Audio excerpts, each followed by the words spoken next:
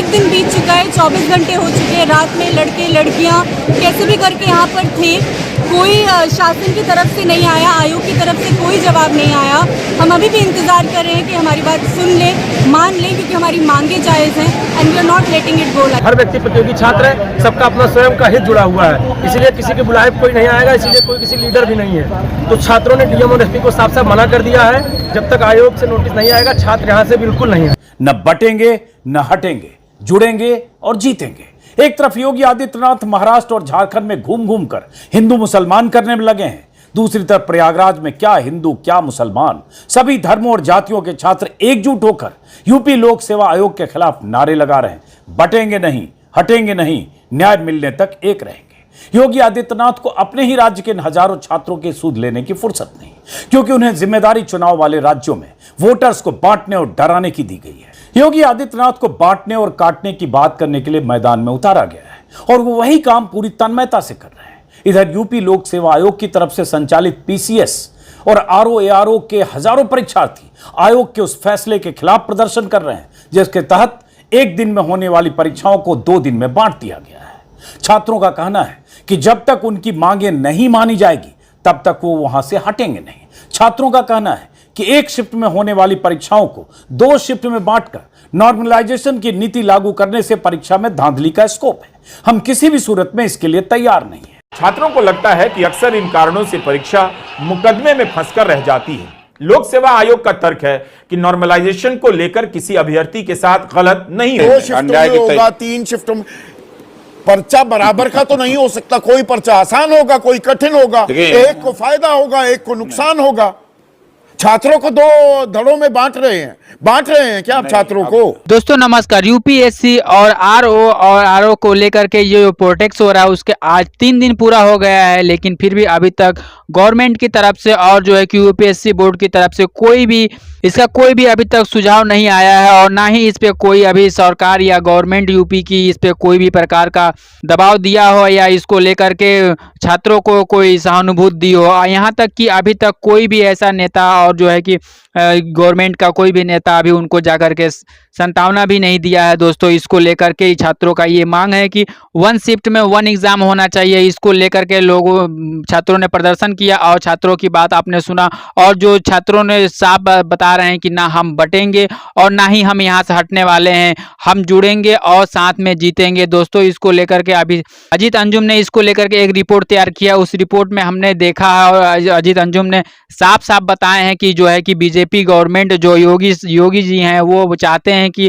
केवल इलेक्शन के दौरान ही वो ज़्यादातर भाषण दे पाते हैं और नफरती बयान देते हैं। लेकिन आज जब छात्र इस प्रकार से सड़कों पे उतरे हैं, अपने प्रोटेस्ट को लेकर प्रोटेस्ट कर रहे हैं, तब जो है कि छात्रों को लेकर के योगी सरकार ने अभी तक कोई अल्टीमेट नहीं दिया है और छात्रों ने योगी को लेकर के अल्टीमेट दे दिया है कि हम ना बटेंगे और ना ही हटेंगे। दोस्तों आइए पूरे वीडियो को देखते हैं और हम आपको मिलते हैं वीडियो के अंत में। छात्र यूपी लोक सेवा आयोग का घेराव करने पहुंचे थे, यूपी के कोने कोने से पहुंचे थे, पुलिस ने उन्हें खदेड़ कर भगा दिया। छात्र वहां डटे रहे, देर रात तक छात्रों का मजमा, भीड़ और लगातार प्रदर्शन के तरह तरह तरीके। कल देर रात से लेकर आज सुबह तक 2 राउंड प्रयागराज के डीएम और कमिश्नर समेत कुछ अधिकारियों ने छात्रों से बात करके उन्हें समझाने, बुझाने और भरोसे में लेने की कोशिशें की, लेकिन छात्रों को यूपी लोक सेवा आयोग और उसकी मंशा पर बिल्कुल भरोसा नहीं है। किसी भी सूरत में वो चाहते हैं कि 2 दिन की परीक्षा एक शिफ्ट में। योगी सरकार में नंबर 2 की हैसियत रखने वाले डिप्टी सीएम केशव मौर्य ने भी ट्वीट करके एक तरह से छात्रों का समर्थन कर दिया है। केशव मौर्य ने अपने ट्वीट में लिखा है 8:32 पर यूपी पीसीएस परीक्षा में 1 से अधिक दिन की परीक्षा निजी संस्थानों को केंद्र न बनाने और मानकीकरण प्रक्रिया को लेकर छात्रों की चिंताएं गंभीर और महत्वपूर्ण है। छात्रों की मांग है कि परीक्षा पूरी तरह निष्पक्ष और पारदर्शी हो ताकि उनकी मेहनत का सम्मान हो और भविष्य सुरक्षित रहे। मुख्यमंत्री योगी आदित्यनाथ के नेतृत्व में भाजपा सरकार ने 2017 से भर्ती माफियाओं के खिलाफ सख्त कदम उठाकर निष्पक्ष भर्ती प्रक्रिया की मिसाल पेश की। हालांकि भर्ती प्रक्रिया की मिसाल क्या पेश करेंगे, 1.5 दर्जन बार पर्चे लीक हुए हैं यूपी में। शिक्षक भर्ती से लेकर पुलिस भर्ती तक, और ऐसे ही छात्रों ने प्रदर्शन किया है। अभ्यर्थियों ने कई बार विरोध किया और लाठियां पहले भी चली है। लेकिन चलिए, डिप्टी सीएम है, कम से कम ये तो कहा कि उनकी बात सुनी जाए। आगे उन्होंने कहा लगभग 7 लाख युवाओं को नियुक्ति पत्र देकर सरकार ने यह किया है। सभी सक्षम अधिकारी छात्रों की मांगों को संवेदनशीलता के साथ सुने और शीघ्र समाधान निकालें, ताकि छात्रों का कीमती समय आंदोलन में नहीं बल्कि उनकी तैयारी में लगे। यह केशव मौर्य ने लिखा है। लेकिन केशव मौर्य के इस ट्वीट का सुबह से अब तक कोई असर होता नहीं दिख रहा है। अलबत्ता यूपी लोक सेवा आयोग की तरफ से खबर जरूर आई है। आयोग अपने फैसले पर कायम है। भारत समाचार के मुताबिक 2 दिनों में होने वाली परीक्षा जो पहले से तय कार्यक्रम था उसी के मुताबिक होगी, यानी पीसीएस की परीक्षा 7 और 8 दिसंबर को होगी, जबकि आरओ एआरओ की परीक्षा 22 और 23 दिसंबर को होगी पूर्व निर्धारित कार्यक्रम के मुताबिक। पीसीएस प्री की परीक्षा के लिए 5,76,000 अभ्यर्थियों ने फॉर्म भरा है, तो आरओ एआरओ के लिए 10,76,000 अभ्यर्थियों ने फॉर्म भरा है। अब हालत यह है कि आयोग अपनी जिद पर आ रहा है और छात्र अपनी मांगे पढ़ रहे हैं। छात्रों का कहना है कि परीक्षाएं पहले 1 दिन में होती रही है, तो इस बार 2 दिन में क्यों? खास बात यह है कि पिछले साल एक ही दिन में परीक्षाएं हुई थी और तब भी बड़े पैमाने पर धांधली के आरोप लगे थे, पेपर लीक के आरोप लगे थे, बहुत बवाल मचा था और आखिर में परीक्षा निरस्त करने का फैसला करना पड़ा था। यानी लोक सेवा आयोग, यूपी लोक सेवा आयोग और उसके तरीके को लेकर छात्रों में पहले से असंतोष है। अब उनका कहना है कि 2 दिनों की परीक्षा के बहाने गड़बड़ी और धांधली के रास्ते तलाश लिए जाएंगे। कुछ छात्रों ने क्या कहा, जरा वो सुनिए। मेरा नाम अभिषेक दुबे है। यहाँ पे सभी लोग हम लोग जो है प्रतियोगी परीक्षा को ध्यान में रखते हुए नॉर्मलाइजेशन के विरोध में हम लोग सभी लोग यहाँ पे एकत्रित हुए हैं और नॉर्मलाइजेशन से केवल 6 लाख विद्यार्थी नहीं प्रभावित होंगे, उनसे जुड़े उनके घर परिवार से संबंधित करोड़ों लोग प्रभावित होने वाले हैं इस चीज़ से। और सरकार के पास जब यहाँ पे 75 जिले हैं, तो यहाँ पे 75 जिलों में क्यों नहीं व्यवस्था की जा रही है, क्यों 40 और 41 जिलों में क्यों व्यवस्था की जा रही है? तो जब तक आयोग से नोटिस नहीं आता है कि नॉर्मलाइजेशन को हटाएंगे नहीं, तब तक हम लोग यही बने रहेंगे और नोटिस लेने के पश्चात ही हम लोग यहाँ से जाएंगे। नमस्कार, मेरा नाम अमित प्रताप सिंह है। मैं आपके माध्यम से 2 बातें कहना चाहता हूँ। पहली बात ये कि सरकार बड़े बड़े दावे करती है कि हमारे कर्मचारी, हमारे प्रशासनिक अधिकारी बहुत ही संवेदनशील है, जो हमेशा आके जमीन पे बात करते हैं, सबसे मिलते जुलते रहते हैं। और यहाँ से हम लोग आंदोलन 36 घंटे हो चुके हैं, अभी तक आयोग के अध्यक्ष जी न किसी से संवाद किए, न कुछ अपनी तरफ से बयान जारी किए हैं कि क्या है नॉर्मलाइजेशन कैसे किया जाएगा, न वो ये जाहिर करना चाह रहे हैं कि उनकी मंशा क्या है। तो मैं ये कहना चाहता हूँ कि, और दूसरी बात ये है कि सरकार ये कह रही है कि प्राइवेट स्कूलों में हम अपना सेंटर नहीं भेजेंगे क्योंकि वहाँ से पेपर वायरल हो जा रहा है। अगर आप उस प्राइवेट स्कूल आपके लॉ एंड ऑर्डर के क्षेत्र में नहीं है तो आप उनकी मान्यता कैंसिल करिए, उनको जेल भेजिए। तो यही कहना चाहूँगा कि आप लोग क्या नाम है, बस लॉ नॉर्मलाइजेशन करिए। हम लोग यहाँ पे कल से प्रोटेस्ट कर रहे हैं। हमारा प्रोटेस्ट नॉर्मलाइजेशन के अगेंस्ट है कि लोग नई नई चीज़ें इंट्रोड्यूस करने की कोशिश कर रहे हैं एग्जाम में और इनके पास कोई ट्रांसपेरेंसी भी नहीं है कि ये क्यों ऐसा करें, इनके कोई लॉजिकल रीजंस नहीं है। पूरा 1 दिन बीत चुका है, 24 घंटे हो चुके हैं। रात में लड़के लड़कियाँ कैसे भी करके यहाँ पर थे, कोई शासन की तरफ से नहीं आया, आयोग की तरफ से कोई जवाब नहीं आया। हम अभी भी इंतज़ार कर रहे हैं कि हमारी बात सुन ले, मान ले, क्योंकि हमारी मांगे जायज़ हैं and we are not letting it go like that. हम लोग कल से यहाँ पर आंदोलन में हैं, रात यहाँ आंदोलन पर डटे रहे। सुबह भी हम लोग थे, सुबह से प्रशासन केवल बरगलाने का काम कर रहा है। सुबह 8 बजे से ही डीएम एसपी यहाँ सब मौजूद थे।